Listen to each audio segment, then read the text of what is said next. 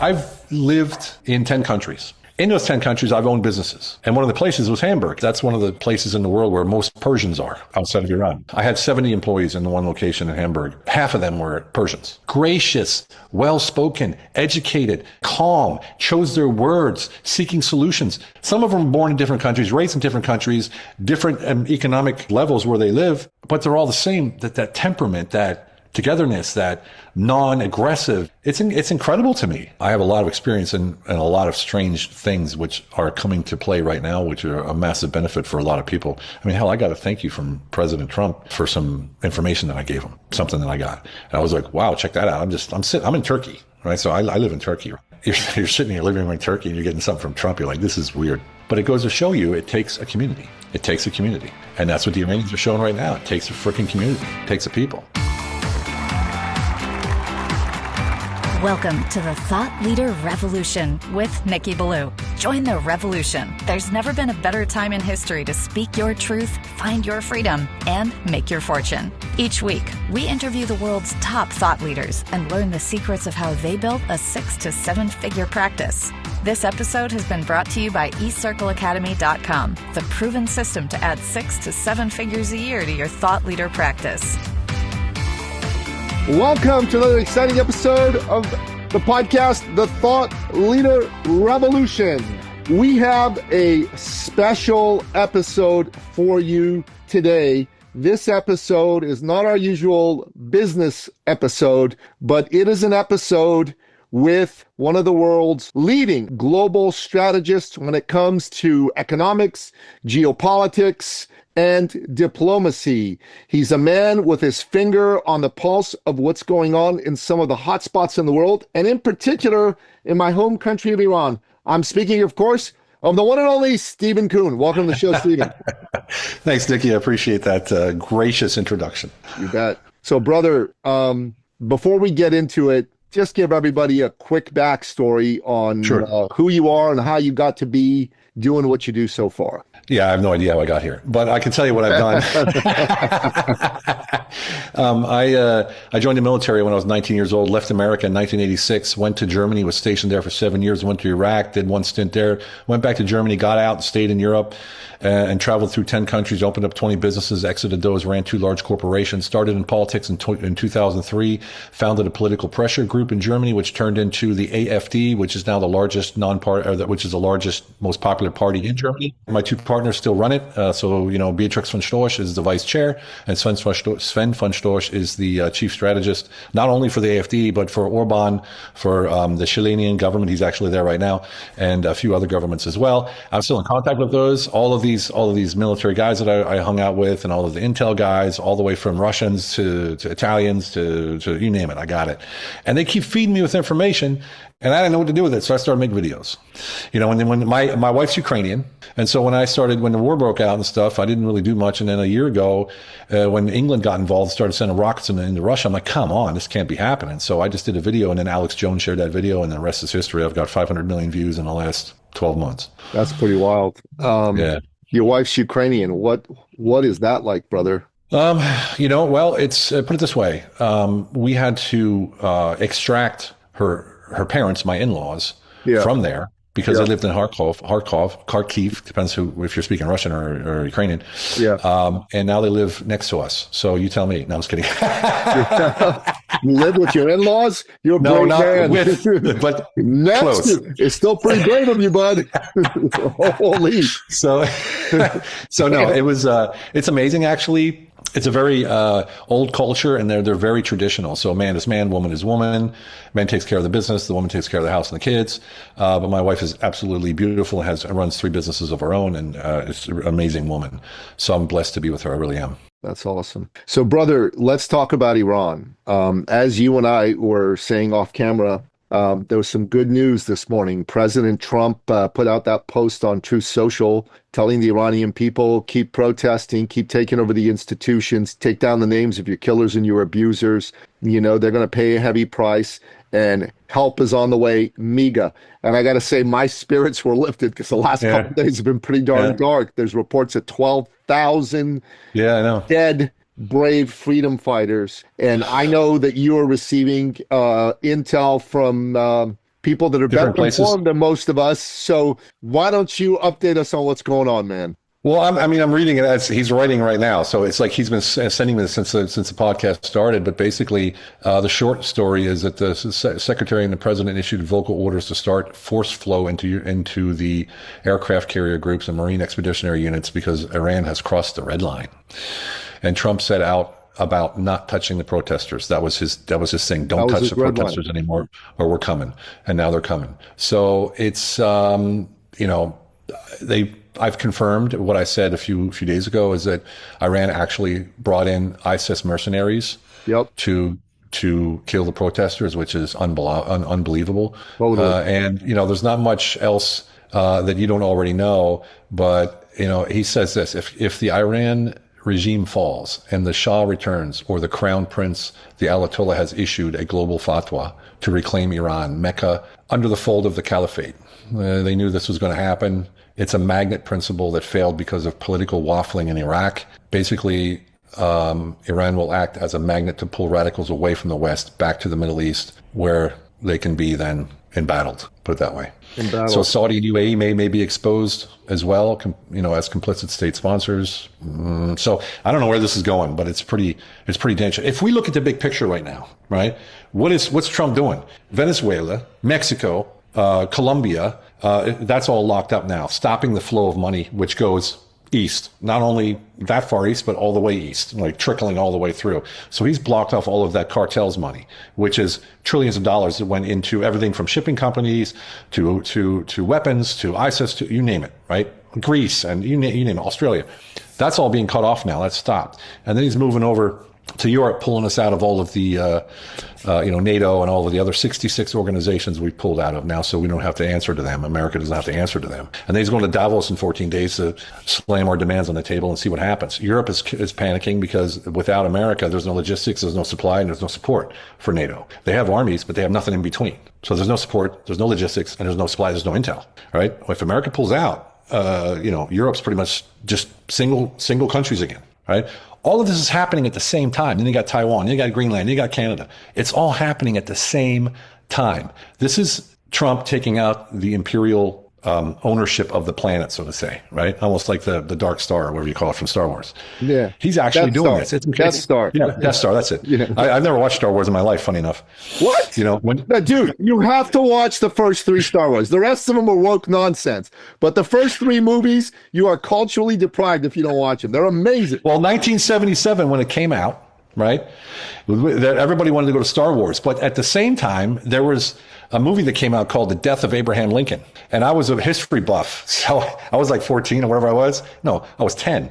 I went to Death of Abraham Lincoln, and my dad had to sit through that with me while my brothers and sisters all went to Star Wars. Steven, we're going to become great friends. I'm going to invite you to come visit me in Canada. Okay. Tell your wife to go hang out with some girls. I'll send my wife with her too. You and I are going to have a Star Wars and steak dinner. Okay? All right. Deal. All right. Sounds good, man. Yeah. So, it's a harrowing situation. And I got to tell you, I've lived in 10 countries, and in those 10 countries, I've owned businesses. I've owned over 20 businesses, and I ran corporations. I had one corporation I ran. It was 87 locations in 9 countries. And one of those countries was Germany, and one of the places was Hamburg. And I could always choose where I put my office, and I would switch it every 6 months, 8 months, and go to different countries and do whatever I wanted. And the one place I went was Hamburg, Germany. And I'm not sure if you know, but that's one of the places in the world where most Persians are outside of Iran. Yeah, I did not know packed, that. Dude, packed. Every export company, every shipping company, it's all Iranian. It's all Persians. My dad did a lot of business. He was an import-exporter for hospital equipment, and he did business with a lot of German companies, UK companies, and US companies in particular. Yep. Yeah. Well, when I was there, I had 70 employees in the one location in Hamburg, and I hired half of them were Persians. Because I remember I interviewed one I was looking for an assistant. And she was 23 years old, from Iran, Banafsha Esfahani, and that was her name.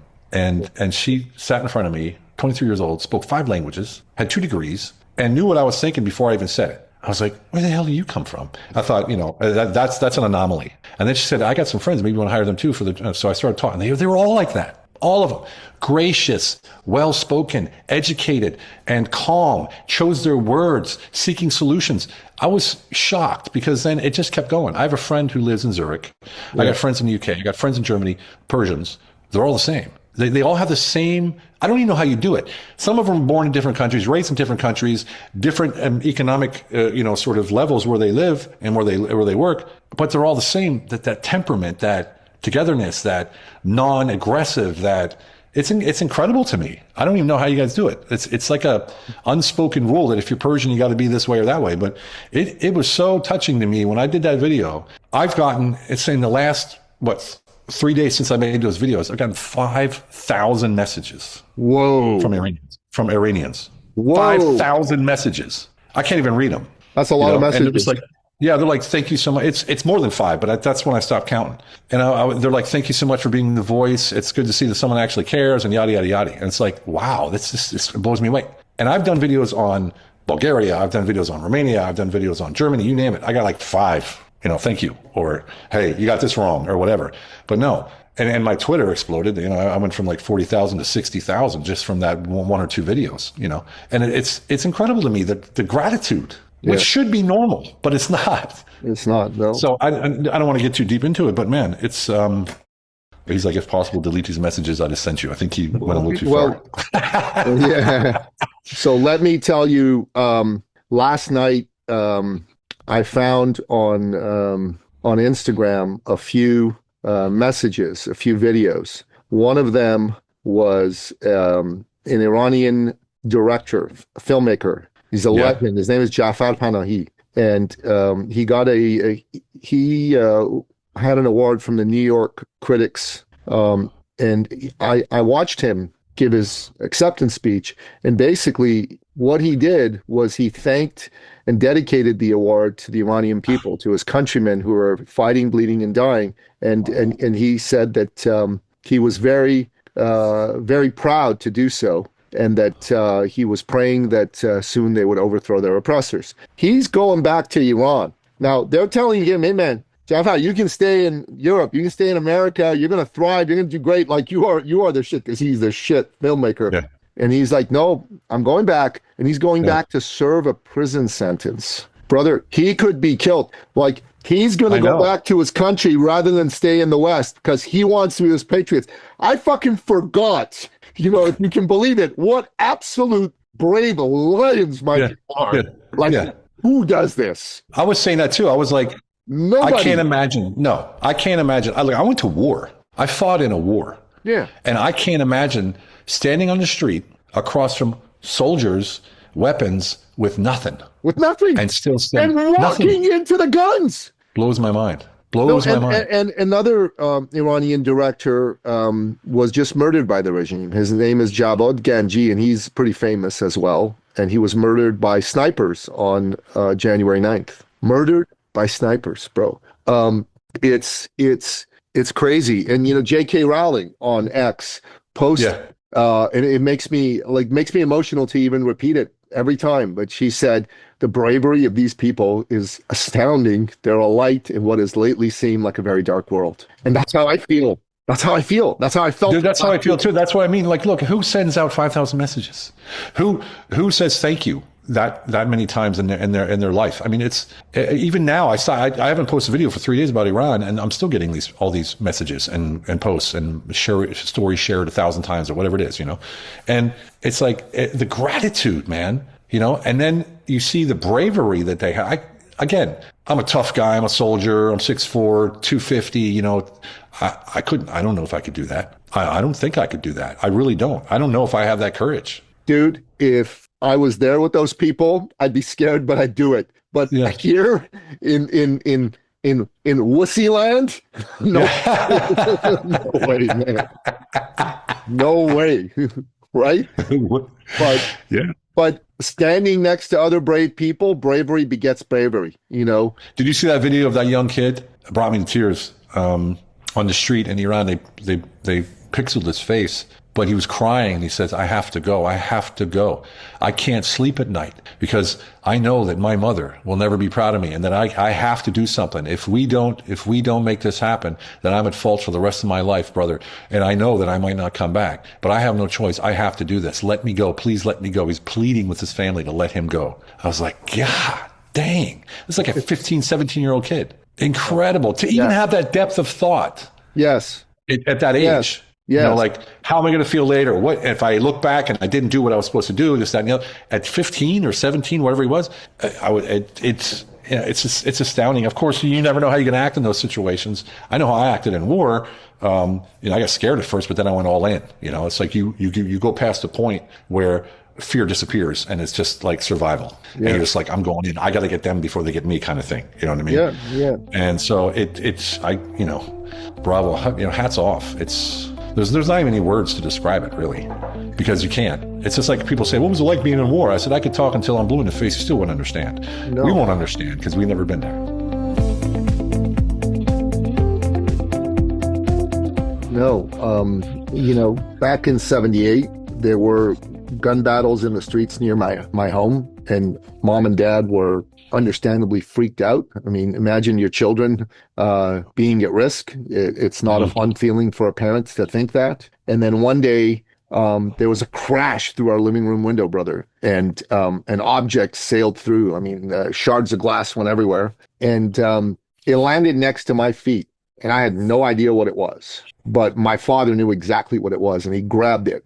It was a Molotov cocktail, and geez. It was he pulled out the burning rag. And it didn't explode. And that's when mom and dad looked at each other and said, we're leaving. We are making a plan and we're leaving. And it took them a couple years because, it was chaos back then. It wasn't so easy to go. But 2 years after that, we left. We were in Athens, Greece in August of 1980, but Greece didn't want us. They wanted us to go. So we applied to become landed immigrants in Canada. And mom and dad just thought at the time, just the hostage crisis was too fresh. And it hadn't been released when we started the process. And we just thought, let's go to Canada, not the US. So we took 2 years for Canada to say yes. And we had to keep fighting with the Greeks to let us stay because they wanted to kick us out and deport us all the time. God, what a different time than now, eh? Oh, yeah, man. Well, even now, there was the refugee crisis in Europe. I was living in Budapest at the time when I first started, right? When all those millions of refugees came from Syria and, purportedly from Syria. Yeah. And Hungary wouldn't let them through to go to West Europe, to Germany or Austria. They said, no, you're stopping here because you have to register in Greece where you came from. There's a law in Europe. If you come into Europe, you have to register as a refugee in the first country you're in. And Greece is like, keep going. So Greece sent them through to Serbia. Serbia came to Hungary. Hungary said, you ain't going nowhere. So I went down there.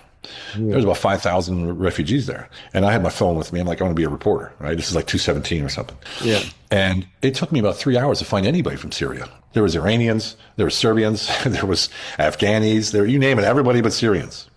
And then I met a doctor, a guy with a beard, looked really like a nice guy, spoke almost perfect English. I'm like, what are you doing here? He goes, we were lined up at the bank. They gave us all 3,500 euros to get out. I said, what do you mean? He goes, yeah, they paid us to leave. I'm like, what? Yeah. There was some NGO down there paying them 3,500 euros to leave towards Europe. And so I finally found 3 guys from Syria and I said, hey, what happened? What's going on in your country? Oh, there's war and we had to get out and stuff like that. And I'm like, oh yeah. How was it getting out? He goes, oh no, we were living in Turkey for the last 3 years, but now we're going to Germany because you can make more money there. So it's like this whole mess. Yeah, it was crazy. So I've been in knee deep into it in about every country you can imagine. And I had no business doing any of this stuff, by the way. It just sort of did it.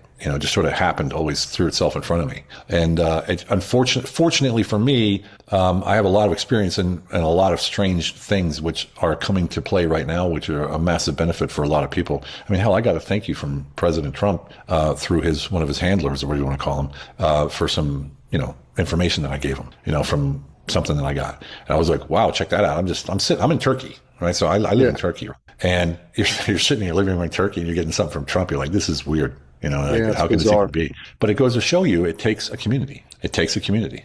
That's what the Iranians are showing right now. It takes a freaking community. It takes a people.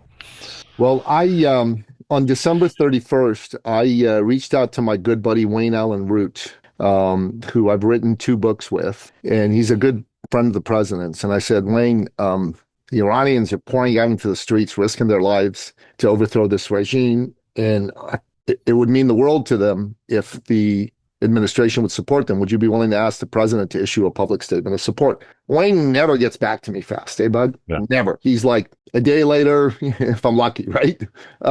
He got back to me in under a second. This is how I know this was divinely inspired. And the answer was yes. And 30 seconds later, he's taken what I wrote him, and he's taken the essence of it, copy paste part of it, and then added his own take, saying, Mr. President, people of Iran are in the streets fighting for their freedom. It would mean the world to them if you would issue a public statement of support, because if they overthrow this regime, this is going to be good for regional stability.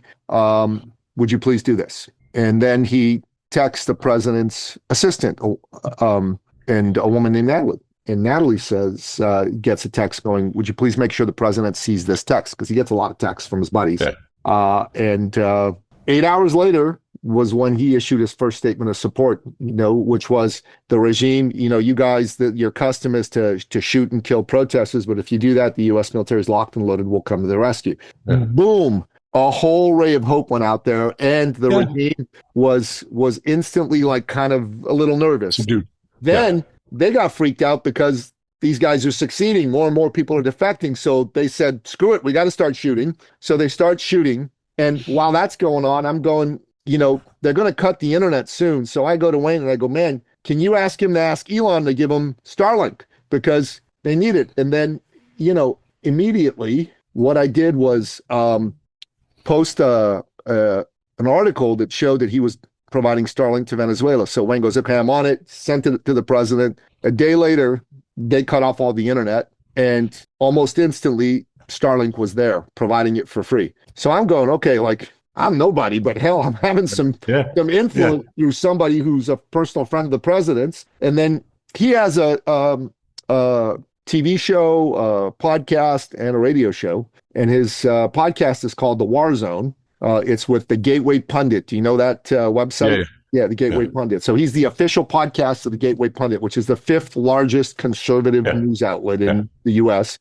So he has me on. We talk about this, and he goes, you and I, the Persian and the Jew, are having an impact to try and save the people of Iran. And he said, this is like Harry Truman recognizing Israel. And he said, you didn't know this, Nikki, but Harry Truman grew up with a couple of Jewish guys that were friends of his. And when Israel was fighting for its recognition by the world community, one of these guys had the ear of the president and went to him and said, hey, Harry, my friend, please recognize Israel. This is why it's good. And Truman had fond memories of his time with these gents, and it heavily influenced him to recognize the state of Israel. And without that recognition, Israel may not have made it. And without Trump saying what he did, Iran and the protesters may not have made it. And especially now, today, when he issued that very powerful message on Truth Social, I'm grateful because I'm here. I'm in a safe country. I'm not getting shot at. And that makes me feel a little inspired as well as a little embarrassed for not doing enough. And I got a business to run myself, always, right? But I'm going all in to help the people. And then when I have time, I've got my calls with potential clients and things like that. Yeah. But this is the number one thing on my mind right now. Yeah, of course. And we can speak openly here. It took me away from my business as well, because I started answering these messages, and I spent a whole day just giving them moral support wherever I could, Of course, most of them, I don't know if any of them were in Iran or not, or out of Iran. Most of them were outside of Iran, I'm guessing. But gracious and just incredible. And when I did my video, I said, look, Trump needs to say something, because just like you said, just that hope, just that, hey, we're here and just that is all they needed for that little bit of a push. Yep. And then 37 million people, 75% of the urban communities. Because I said, how many people live in the cities in Iran? and it was 34 million people were on the streets, and that's 75% of all the urban community. So Which you is can crazy. figure that the people in the countries probably didn't go out to protest because they're in the country. So 75% of the cities were out.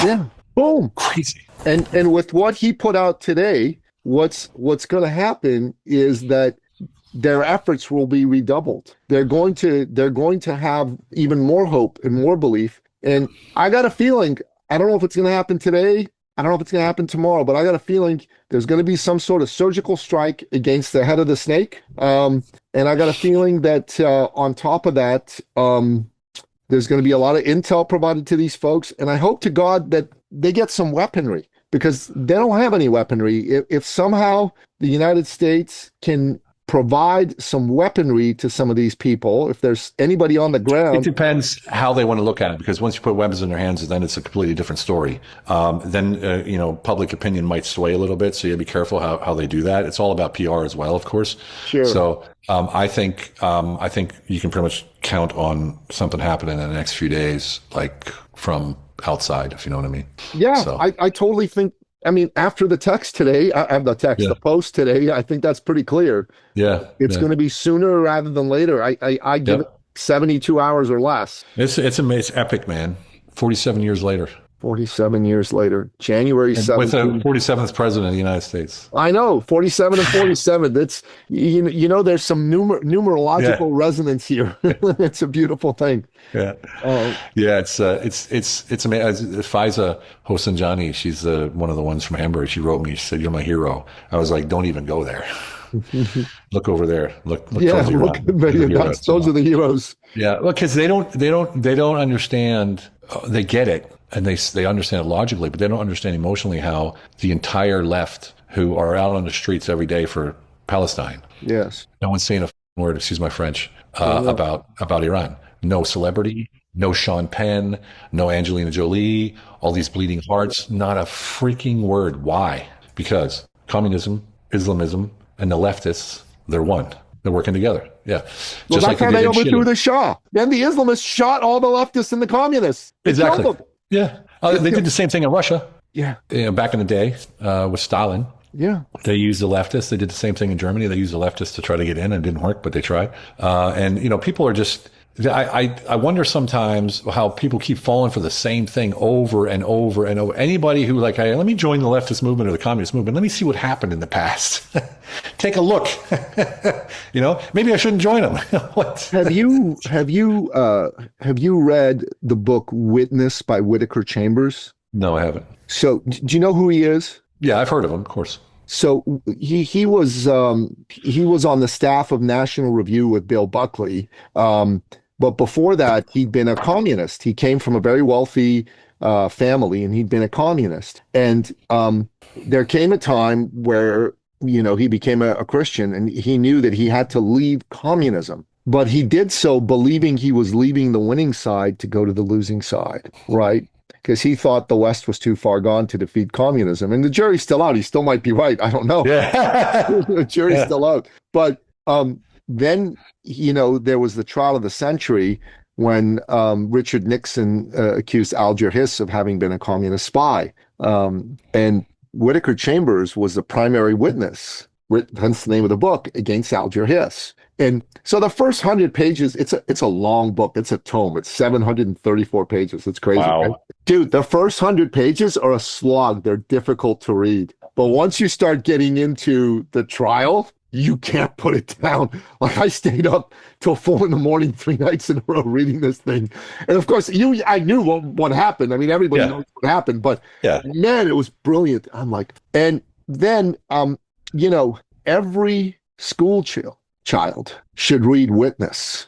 Every single one of them. And I'd like to see it turn into a movie. A good friend of mine is Roger Simon, who was the founder of PJ Media and a Hollywood screenwriter. He was Academy Award nominated. And he wants to write the script for Witness, but he needs someone to come up with some money who's willing to make the darn movie. Because we used to produce films, hundreds of millions of dollars. I raised $2.17 billion in 2025. Really? Yeah. I should introduce you to Roger. Maybe you can help him Yeah, out. let's talk, man. You never know. It's something that's good, something that's good like that, that has, in German they say Hand und Fuß, hands and feet. Yeah. There's always a potential for that. And I still have, back in 2005, 6, and 7, we produced films, my brother and I. We did we worked with, what's his name? Lawrence Bender, who did the Tarantino films, and we did a slate for him, and, Israeli Discount Bank. We raised 35 million for that, and we did, all kinds of stuff we used to do. So, I raise funds. That's what I do. Not for films anymore, but I just actually spoke to someone who said that, hey, we have money we'd like to invest in entertainment. So that could be, I'm talking like the one guy in the UK, they have 15 family offices, like $50 billion to invest. Like, what? It's just ridiculous amounts of money. So I've already given them 7 projects. Yeah. That's where the 2.71 billion came from, just from them. They're funding those. It's seven or 8 projects they're funding right now. Well, do you know Phelim and Ann McAleer? No. So they are conservative movie makers based out of LA. Phelim's got a rich Irish accent. I don't know if his wife does or not. I interviewed him a couple times. They made that movie about Hunter Biden the couple years back, starring Lawrence Fox and Robert Davi. Those are good guys. And I was introduced to Kevin Sorbo. The problem with a lot of these conservative and Christian film making outfits is they don't have access to the normal Hollywood bucks, because of. Well, there is no normal Hollywood bucks. You're either with a studio or you're out begging. Yeah. Believe me, when, I don't want to drop names, but my brother and I, we had a mortgage charter in Pennsylvania back in 2005, 6, 7. And we were printing money. You remember it was a time when the non-docs and all that stuff, it was like just free money every day, like 50, 60, 70 grand a day in profit. When people were like, hey, did you guys ever fund a film? We're like, what? No idea. What do you mean? Or they said produce a film. I'm like, I don't know how to produce films. They're like, no, you just pay for it. I was like, oh, that's what production is, right? That's what production is. And so we figured out a way to take property and leverage it at the bank as collateral for loans for these movies. And no one had ever done that before. So the New York Post comes out with an article about us, because we're twins. The twins came up with a new way to fund films. And we would dress the same shirt, same tie, same jacket, same everything. Nice. Because we figured if we're going to do this, people got to remember us. Yeah. And so they didn't remember our name or who we were or what we did, but they remembered the twins. That was enough. Yeah. And so we showed up at an event and they stood in a line for us. And in that line were people like Robert De Niro's producer and, like all these people, all this, because they all need money. They do, sure. Every single film needs money. And if a studio is not doing it, even then, no one wants to work with studios because studios will do this. They have to bring out 10 films a year. If you're the first film, you're screwed because after 6 weeks, they're cutting you off and they're going on to the next film. It doesn't even matter how much money that film's making unless it's like epic, like Titanic or something. Sure. And they'll just push them aside and they'll go further. That's why no one wants to work with studios.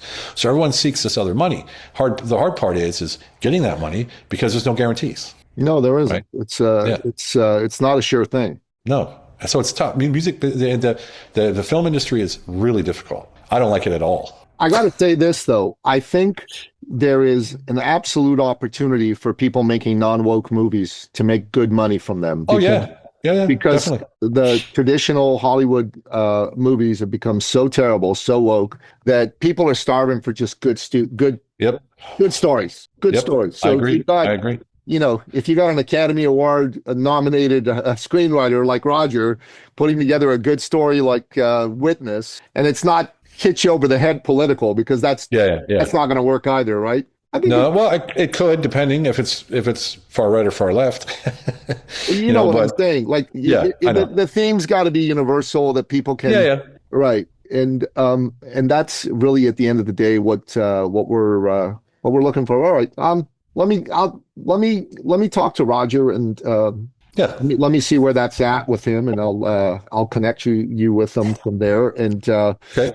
Coming back to Iran, I saw Reza Shah Pahlavi do a interview on CBS News last night with Norah O'Donnell, and she was very tough on him and asked some borderline propagandistic questions designed to embarrass him. But he handled himself so beautifully well, and there were two things that she asked. She said, well, the Pahlavi's coming back.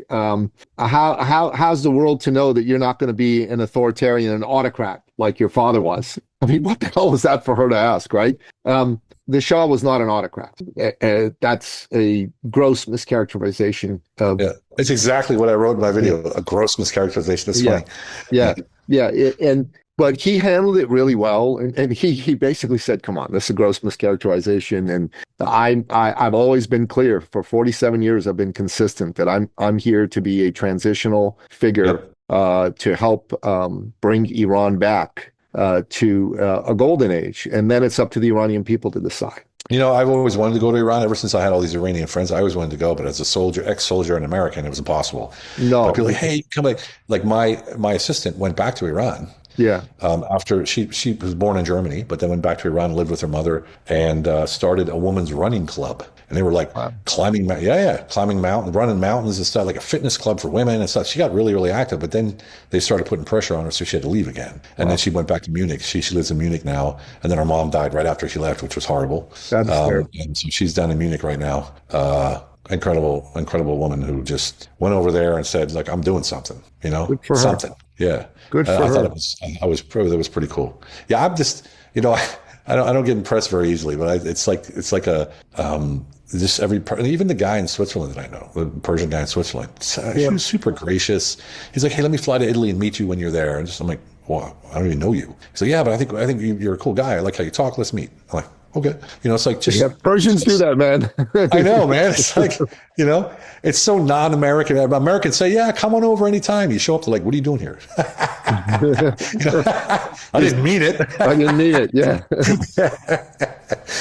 Yeah. And, you know, on the weekend, there were a ton of demonstrations in cities across Canada, in the United States, in Europe. Yeah, you don't see it. No, you don't see it on Instagram though. It was all over. Yeah, Instagram, of course. Yeah, Instagram. But you don't see it on the news. You don't see it on the media, and that everyone should know there's something up, because if there's a country, the people are fighting for their lives, and it's so blatantly obvious what's going on, but it's not on any news, and it's not anywhere on any mainstream media, then there's an issue there. People should realize that. But most people are stuck in their daily lives and don't even pay attention to the world, you know, unfortunately. No, amen. But it was beautiful to see that. And, you know, up until yesterday, I'm like, is Trump going to do something? Like, you know, and I was hearing reports that his vice president was arguing that we shouldn't intervene. We should come to a deal with these guys. So I'm like furiously typing away to Wayne. I go, Wayne, you got to tell him you can't deal with these guys. They're the devil. They want to kill you. There's no. Well, Trump doesn't listen to JD. Trump doesn't listen to JD anyway. Thank God for that, brother. Thank God for that. It's funny because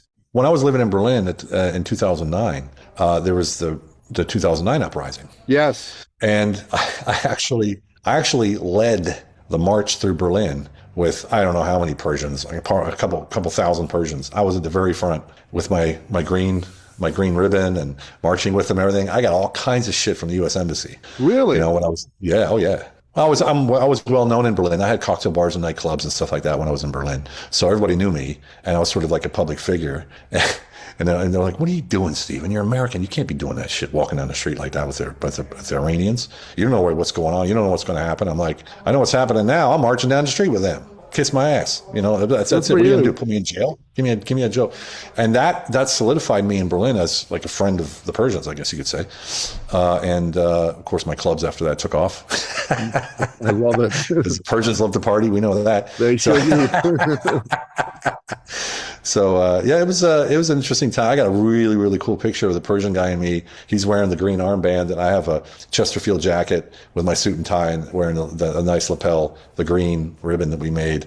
Really cool picture, like one of my favorite pictures of me in history. Awesome. Really cool. Yeah, that's awesome. Yeah. Stephen, keep doing what you're doing. Keep putting out information for folks. When you have an opportunity to do a video again, do it. If you want to do an Instagram live, you want to bring me on, I'd love to come on with you, especially once there's some news from Trump. That might be a good time for us. Yeah, well, I'm gonna get the details. Oh, here it is. Look. Oh, that's a great picture, man. That's a great picture. Yeah. Dude, really cool. Very handsome. Yeah. It used to be. Yeah. I bet you if you put on a suit, you'll clean up good. Yeah, I can still pull it off. Yeah, I've never done a live on Instagram. Actually, I'm sure it's possible. Oh, But dude, all you do is instead of post, you just do the live live, thing, and then you can send an invitation to whoever you want. That's I did one with my buddy Elon. So Elon is an Israeli American Canadian actor and businessman. He owns a watch brand called Agard Watches. He blew up when Gillette made those anti-man ads. He put yeah, out a response from Agard Watches as to what is a man, a pro-man ad, and it had 60 million views in a day. It was crazy. And so he was all over Fox News and places like that. So he goes and he makes these videos. He says, I don't know what else to do, so I'll make these videos, right, to support yeah. Iran. And I told him, listen, man, you want to bring me on? He goes, yeah, I'll bring you on. And I was on his. I'll send you the one we did together. Yeah. We had a conversation, and it's a good time to do it as soon as there's some news. So when the decapitation strike happens, send me a WhatsApp. You'll go, yo, Nikki. See what's going on. Well, you're talking about this is our other channel that not too many people know about. It's me and my sons, 2.4 million followers. That's awesome. We do little skits with our sons, like this, and we teach English basically. I love it. Oh, subjects. Yeah. I'm drawing a blank. So basically, I use slang words, and we teach everybody English. And it's my wife's idea. And it's a great within idea. 6 months, within 6 months, we had 1 million followers, and then we're not even 18. We're 16 months into it. We have 2.4 million followers. It's crazy. That's wild. Yeah. Well, it's because we do little skits, and I'm laughing all the time. I'm talking jokes, and then messing with the kids and stuff. So they're my stepkids, so they're Turkish, and so they're learning English, and I'm teaching them sort of how to talk the American slang. Who's shooting the video? Do you have like My wife? Your wife? My wife. That's awesome. Yeah, she shoots the videos, edits them. She writes it, edits it. We practice with her. She edits it. She posts it. She does. It's basically all her thing. We're just actors. Yeah. God bless your wife, man. Yeah. Send it to URL. me. Yeah, I will. And I'll follow it, and that'll be cool. It's a lot of fun. It's a lot. You're gonna laugh because it's funny. I'm slapping him in the back of the head and stuff. Like just being that typical guy, right? Yeah. So. And my Instagram, of course, Stephen Eugene Kuhn, is all about TAB, Take America Back. It's a citizen servant leaders program with a book and a course of setting up a media company. We have education, publishing.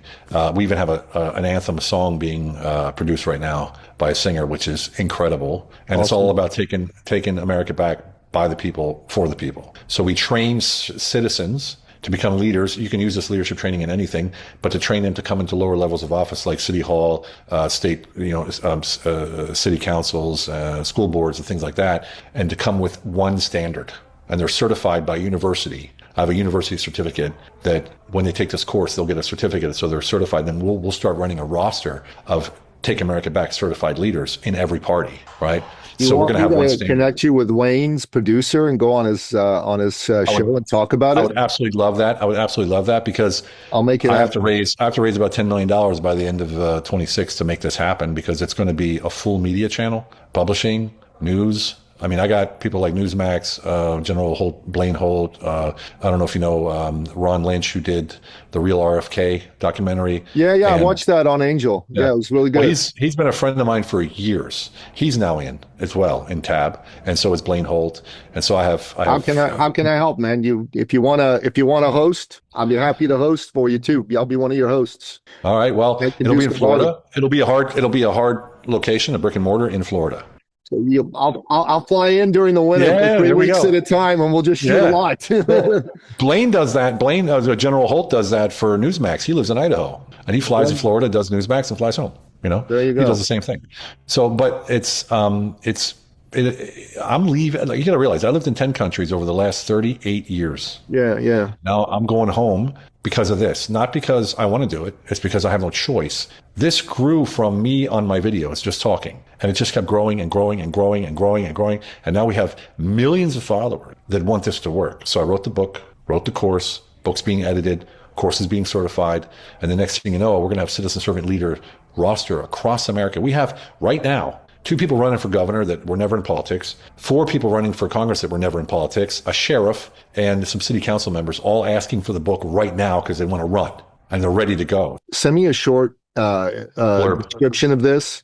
I'll go onto WhatsApp and I'll connect you with my buddy who's Wayne's producer. Okay. I'll get you on his show and let's make that happen that way. That'd be amazing. That'd be amazing. Yeah, Right yeah. now, I have, right now we're taking sponsorships so people can go to jointab.us, and just sign up for $5 a month or $6 a month or whatever it is and help us and support us so we could grow and scale to get this thing out there and going because there's a vacuum right now. There's a vacuum in the American society. People are sick of the establishment. They're sick. Yeah. When Trump's gone, there is nobody else, right? There's nobody else after Trump's gone. If we don't get people in place right now, it's going to be a big trouble in Little China, if you know what I mean. So it's time to make a move now. And that's what's happening. It's a vacuum. It's pulling me into it. I'm not even, I don't even want to go to the States. I love living here. I live on the Mediterranean. I'm looking at the Mediterranean right now. Yeah. And it's like, I love my life, but I'm going back because I have to. This is my duty. It's my call. I took an oath a long time ago in 1986, never given up. I'm going back. And sort of like my contribution to the country that birthed me. Amen, brother. And let's be honest. The whole world, basically, if we look at Venezuela, they're struggling. Iran's struggling. Everybody's struggling, right? And in America, what are we doing? In the wealthiest nation that ever existed on the planet, we're fighting with each other. Not thankful, not grateful, nothing. And it's horrible what's happening. We need to recalibrate and bring back what we're all about. And that's the republic. That's the people, for the people, by the people. What And you're doing that's is important and it's got to happen. And the reason that you're fighting with each other is because dark, insidious forces came in, penetrated American society, and started to put you against each other. And I had a guy on my show several years ago. His name's Kent Clisby. He was a CIA case officer. He wrote a book called Willing Accomplices. He's not what you would call a brilliant writer with phenomenal prose, but what he had to say was so compelling I couldn't put the book down. Basically, he made the case that Soviet Russia in 1917 had a plan to create one world communist government. But they knew standing in their way was the United States, in particular, and the West in general. And they couldn't take them on in a straight up fight. So they started to send agents into the U.S. to destabilize the country from within. Their job was to destabilize the family, education system, media, and storytelling. And they've been extremely successful. And and that's what's happened. And Trump, I don't know if he explicitly sees this or not, but he's taken steps to counteract it, strong steps. And I believe that, there's going to be, after Donald Trump, probably at least 8 more years of Republican rule at the presidential level. I think it'll be J.D. Vance who's going to win the election. He's not Trump, that's for sure. He doesn't have Trump's instincts, but God, I hope not. I hope somebody else shows up. At the moment, he's the only one. He's the only one. And he's being groomed for it too. That's why he's on. You've never seen a vice president get so much airtime before, have you? No. Exactly. Right now, it looks like the ticket's going to be Vance Rubio. Well, Rubio made that deal, didn't he? Oh, you probably don't know about that, but he made a deal about Venezuela. I said, I'll take care of Venezuela, but I want to be VP on the ticket. Like he literally was trying to leverage his way into the ticket by doing a deal in Venezuela. Crazy. Well, what we got to have happen first is Iran's got to become free. Yes. Let's have that happen. What you're trying to do with your media company, I think, is a beautiful thing. And, I'd like to help. I'll open up my Rolodex, as it were, to you. Look, it's not something I wanted to do. It's happening organically. Everything happened organically. The message happened organically. Take America Back. Citizen Servant Leader happened organically. The book happened. Everything is just happening organically. I can't even stop it if I wanted to. People are coming to me every single day. What can I do? What do you need? I got a production company. Let me produce some films for you. I got this. Let me do this for you. I don't have any money right now to do this. I'm like, no, don't worry about it. I'll do it pro bono. I got a guy that's like, hey, you can use my office in Florida and you can set up there for free. And because there's a vacuum for good. It's missing. There's nothing good right now. It's you against them against us, me against you. That's all it is. It's division. It's identity politics. People are sick of the establishment, sick of polished politicians and career bureaucrats. Because look, let's face it. You can change the top all you want, but if that system underneath it, of key punchers and check signers, they got to pay their mortgage. They got that weaponized debt hanging in their back. They're not stepping out of line. No, they're That's not. where we need to change. That's why I said we can only change from the bottom up and not from the top down. No, there's a lot of truth to what you say. I really appreciate what you're doing for the people of Iran. I really appreciate that you're doing something to take America back. And I appreciate you taking the time, my friend. God bless you. Hey, I appreciate you for having me on, Nikki. I like good people, and you're good people. So are you, brother. God bless you. Thanks, bud. And that's a wrap. This episode has been brought to you by eCircleAcademy.com, the proven system to add 6 to 7 figures a year to your thought leader practice.